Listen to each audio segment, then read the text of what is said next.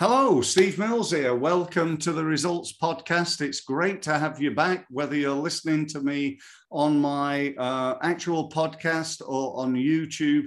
Thank you ever so much for your time in being here. I really appreciate it. And what I want to try to do is to make sure that your time is really well spent.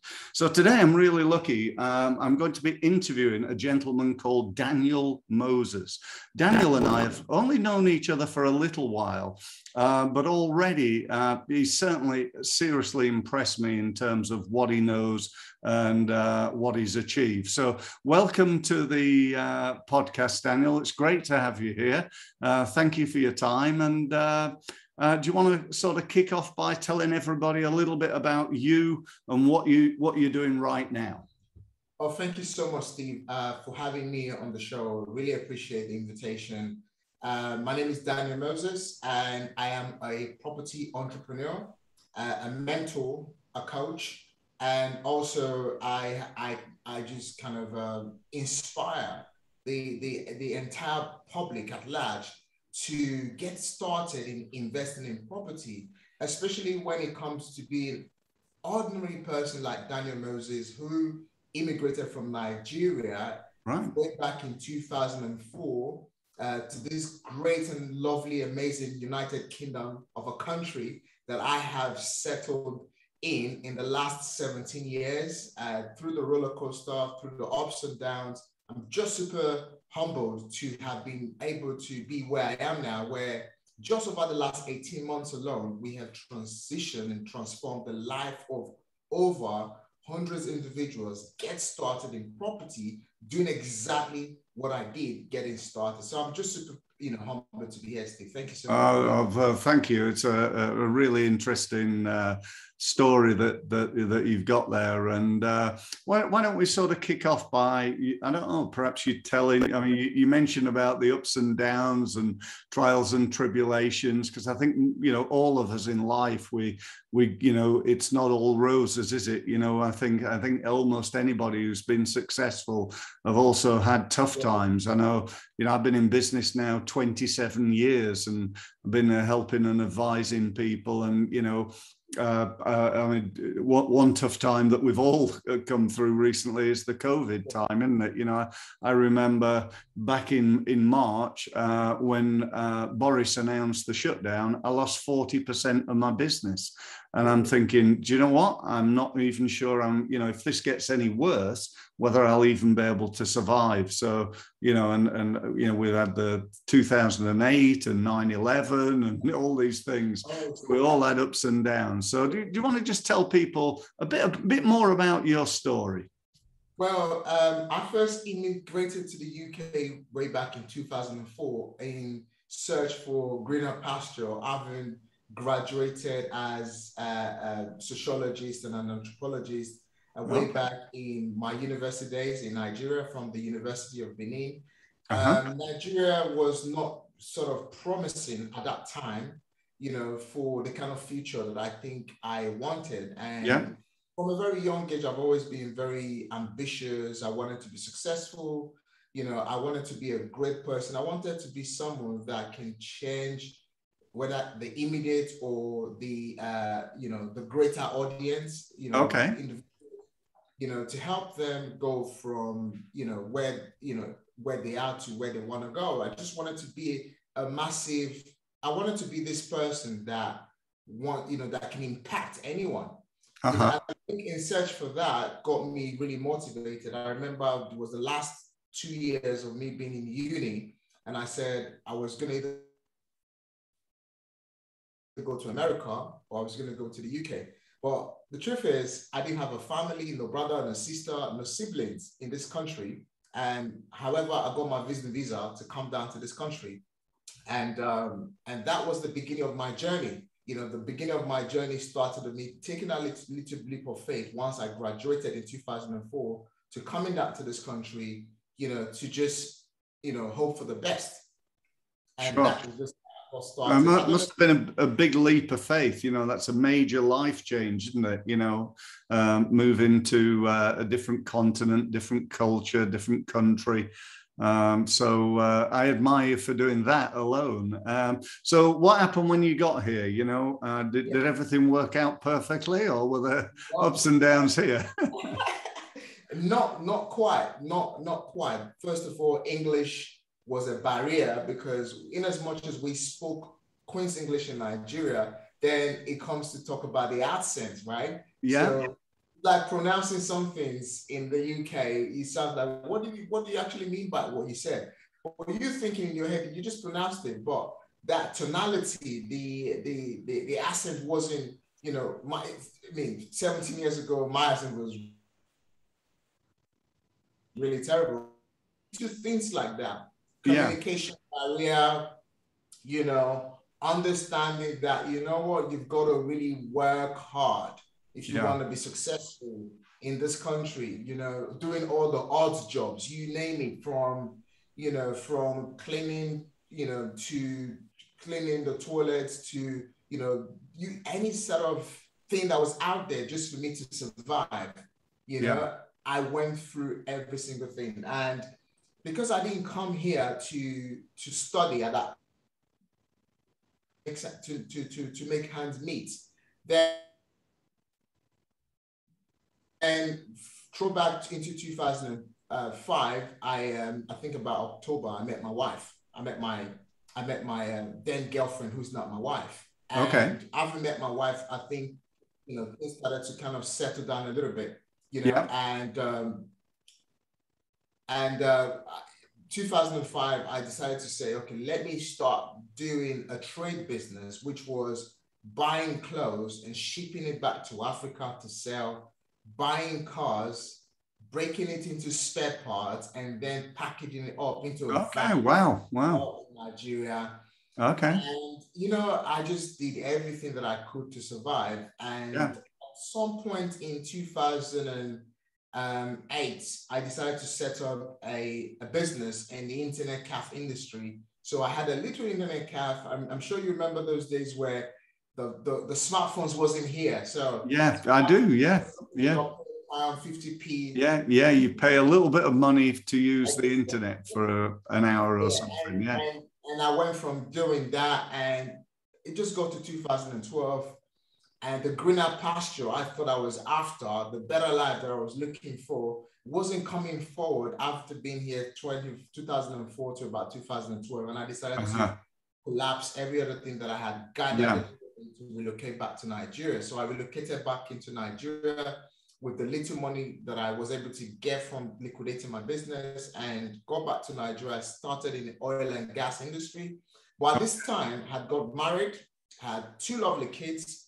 My wife is English, though she's born and raised here, so she's fully English. So I'm going to relocate back to Africa because the working 9-to-5 thing wasn't really for me. I always wanted to just, you know, have a business. I wanted to be a really successful entrepreneur where I can have an organization and have people working for me. But that wasn't happening. So it was just me working. It's like almost like you're thinking you're making money, but you're not making money, because every single penny you're making is to pay your mortgage, your rent, your water. I just couldn't, you know, continue with that. So I went back to Nigeria, set up an oil and gas business. To me, I thought I was really failing, because for everything I've been through, you know, not working for me in the UK. So I just felt, you know, I'm going to relocate back to Nigeria. I went back to Nigeria, set up the oil and gas business. And just from setting up the oil and gas business, it really kicked up really well. First year, second year, things went really, really great for me. And then the third year, I had the most challenging scenario in my life, where 2 of my trucking business, so basically 2 of my trailers, because the oil and gas industry, what I was doing was taking the refined products from the depots and taking that to the petrol station, where it was then sold to an end user, was my business. So on this particular case, I had trailers driving on the same road back to back, and they crashed into each other and fell into a ditch in Nigeria. And in one single day, I lost over 150,000 pounds. And my trailers, my insurance had just expired a week before. And my manager was meant to have renewed, and there wasn't anything that we can do. And this was really, it was hard. Yeah. And I went into depression, I went into anxiety, and I'm thinking, all right, entrepreneurship is not for me. And I remember picking up that very cold phone call and speaking to my wife and said, this is what's happening. I'm coming back to the UK. And I'm just going to give up the entrepreneurship. I'm just going to give up. You're going to continue with your dream, your aim, yeah? Yeah, I was going to discontinue the dream. I was going to, the success. In my mind now was that success wasn't for me. Depression is kicked in. And I thought nothing good was going to happen to me. Relocated back to the UK. And the first thing I did when I remember coming back, and my wife said to me, Daniel, what next is for you now? And I said, I don't know. I don't know what to do. And I said, I've never had a proper job in the UK. I've always just, traded something, legitimate. And I remember saying to my wife, I'm going to just go and get a delivery job. And I did that. And I went to get a delivery job just to get by, to pay the bills at home. Yeah. And it was tough. It was really, really tough. But while this was happening, I had a strong encounter with God. And I started to read more about the Bible. I started to discover myself. Okay. I started to discover sometimes it wasn't about first chasing money. It was about identifying and understanding who you are, having a vision, just kind of a rediscovery of who I am. Yeah. So when I relocated back to the UK in 2015, it's like starting all over where I started first when I came in 2004. So I went doing a delivery job. I did that for a couple of months. Then I started driving Uber. Full time, and I was doing over 110 hours a week plus. Wow. It would generate me an average of about £3,000 a month. Then after paying all the bills, the cost, I probably have about 1,000 plus left. But it was hard because I had to put in the hours because I understand. Yeah. I needed about minimum X amount of money to survive. Then I remember one day I was so tired. I was dropping someone from one of the airports. I can't remember which of the airport it was. And I fell asleep and I was so tired. So I put it into a petrol station.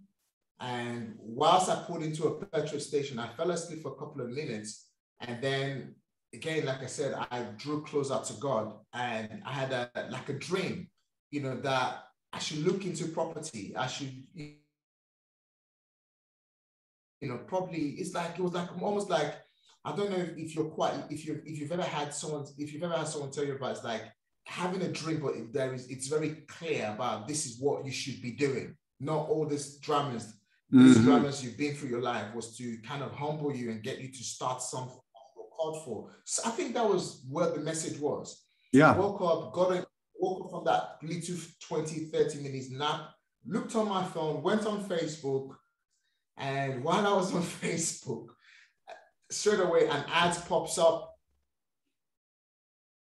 talking about how to get started in property. And I literally clicked on that event. It was a 2 hours event in London. Clicked on it. It was the last £70 that I had in my bank account. Sorry, on my credit card, not my bank account. And I registered with the last £70 that I had to that training event. And that was a new total beginning for my current future. And that's amazing, isn't it? But it's strange, how I think nearly everybody's had that moment in their life, or moments. Often it happens many times where they're just thinking about something, and it happens. I always remember in my business, I was thinking back in the day when we were producing CDs and things like that, of recording some of my expertise onto CDs. And I just got one of those little, personal microphone things, and I've recorded it into that. And I was talking to my colleague, Gemma, about it, and she said, "Oh, I think it's fine." I said, "Well, I think we need to go and get get it done properly in a studio." And we didn't really end the conversation, but I went back to my desk, opened my emails up, and an advert appeared for a recording studio. I think it was like 50% off if you wanted to come in and record something. And that's the only one I've had in 27 years. And it literally landed on my, in my inbox within 2 seconds of me having that conversation. And as I say, nearly everybody's got a conversation or an experience like that. So yeah, I do understand. So tell everybody a little bit. I'm really fascinated myself to know. You've obviously, been successful in the property world. I know you've got, you do lots of seminars and webinars and stuff like that. And I know you've got a system, and you've got a book as well, yeah. So tell people about what you're doing now, and really how you can help people, if you would, please. Yeah, I mean, I do a lot of things to help people. Number one is mindset. Yes. Through my very first 12 years of relocating or graduating from school, I went through a massive roller coaster of life. Yeah. And through this roller coaster, I could have given up. I could have said, I was in, life, I could have just given up and not do what I did today. And one of the lessons I learned, that no matter what your ambitions are, it's not going to happen the moment you think about it. It's not going to happen the moment you want to do it. It's going to maybe take 10 years. It could take 5, it could take 20, even 20 years. Now, when life knocks you down, there's something I always love to say, quoted by Les Brown. It says, when life knocks you down, try to land on your back, because if you can look up, get up. Nice saying, yeah. Yes. So I could have not landed on my back when I went through those challenges, and I couldn't have been where I am today. So my number one help to people is that ordinary people can actually still transition to becoming extraordinary people. Impact, and digging deeper into their personal stories. What is the life lessons you have learned? What is the life journey that you've been through? Because wherever you're trying to go, success is a journey. Life is a journey. And without the journey, there is no success. All right. And often, especially this day and age, when we look at social media, we look at people glamorizing success very quickly with the little shiny, but that is not the case. You could want to get started with, i.e., property or any business at all. It might not happen for a year or 5 or 6 or even 10 years. For me, my journey was a good 12 years. And I've now been in my new space just under 5 years. And within the last 5 years, it looks like I was being prepared for 12 good years for what I'm doing today. Right. Yeah. All right. And now I've become very successful in property, actually now a property millionaire, and in the last 4 years, and, something that I wanted to do really well, I wanted to be, first of all, a sinking man cannot help another sinking man. If you're drowning and you can't swim, another guy who can't swim can't go and try and save the person who's drowning. First, you've got to help yourself. Yeah. For me, the very first 2 years or 2 years, I had to help myself first. Yes. So once I helped myself, I became, what I am today. I'm now offering to help a lot of people who probably would have gone through my journey, or people who are looking to say, I still got some things in me, and I think the world needs to hear it, or I think I've got something in me to be successful. Maybe if property is your vehicle, then yes, I can help you, go from zero to helping you, educate you, mentor you, train you on how you can go from zero without not having a lot of money to creating multi-million pounds in property.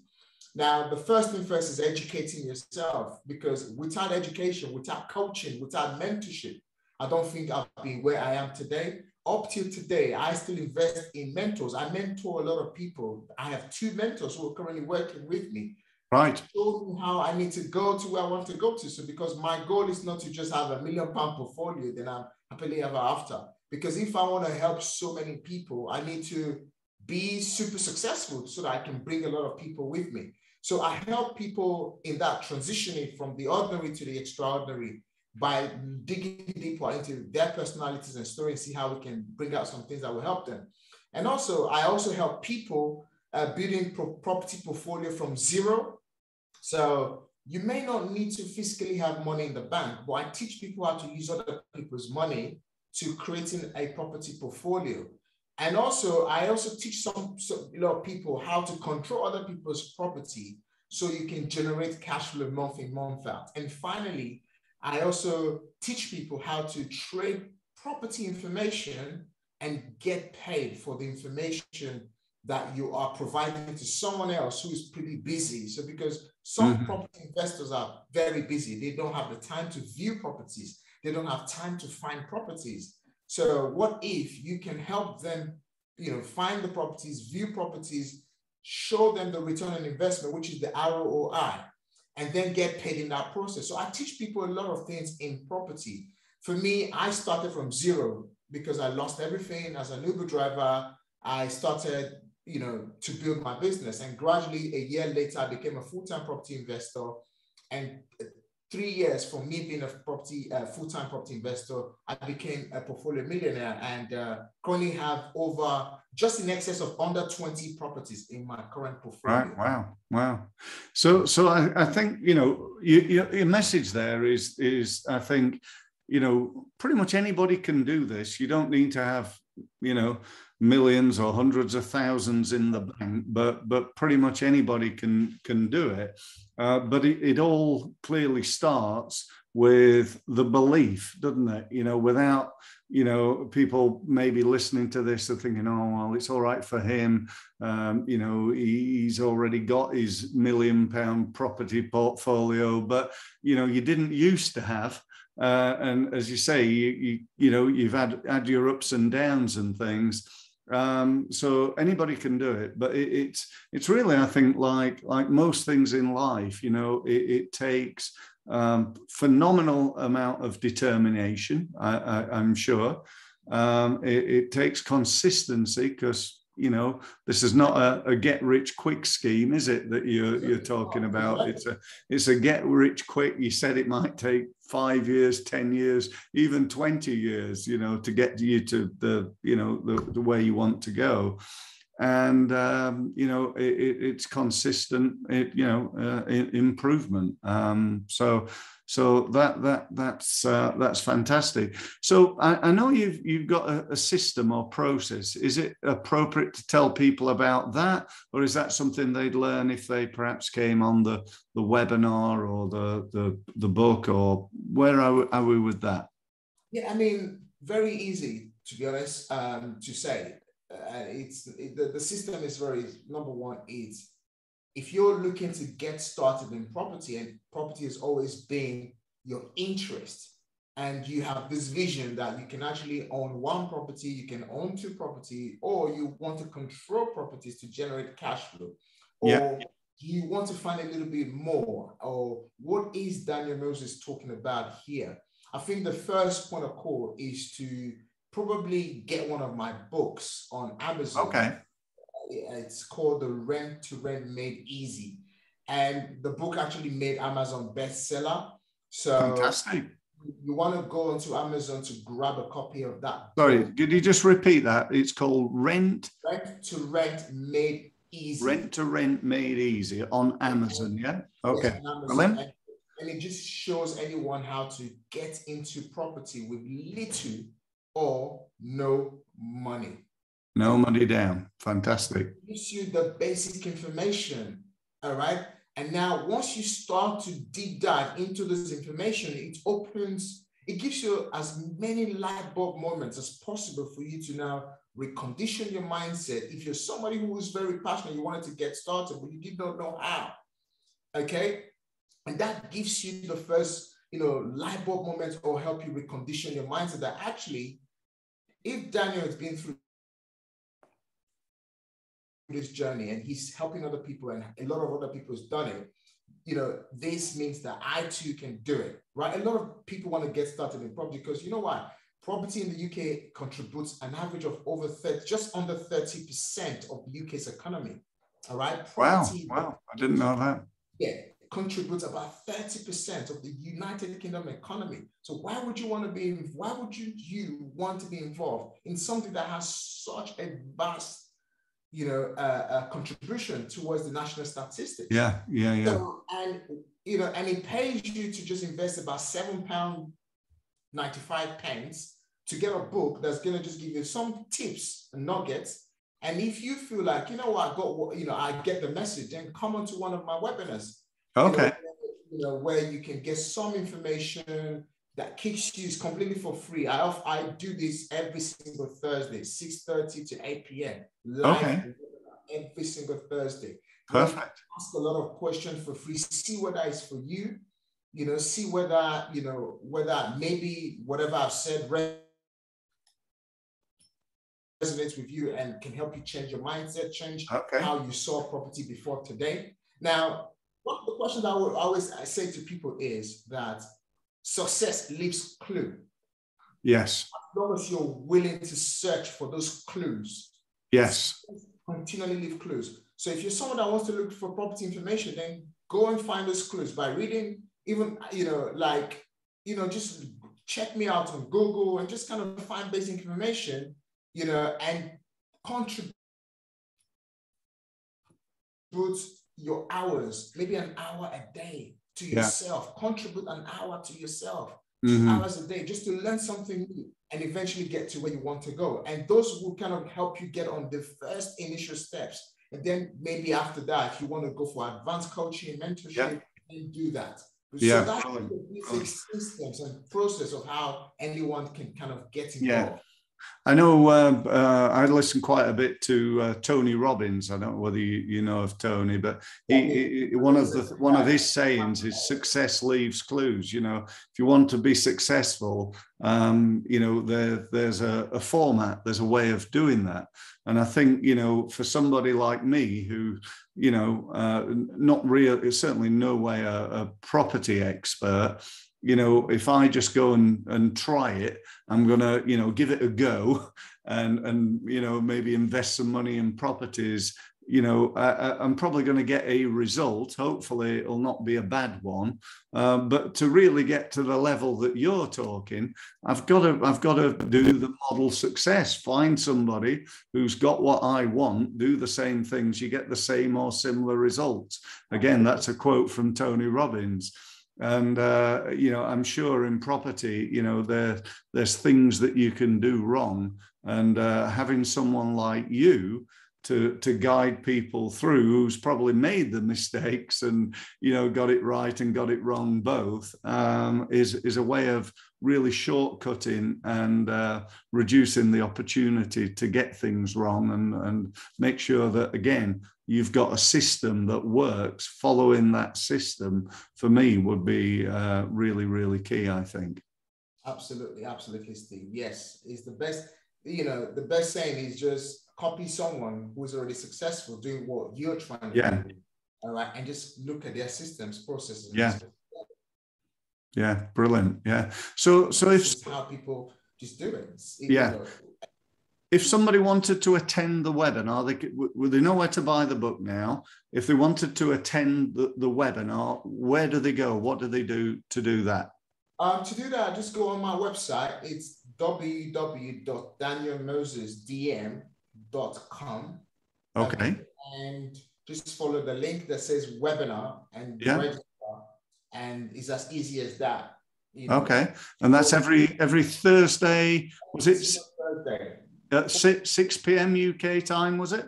6:30 p.m. 6:30 p.m. to 8. Okay. 8 o'clock.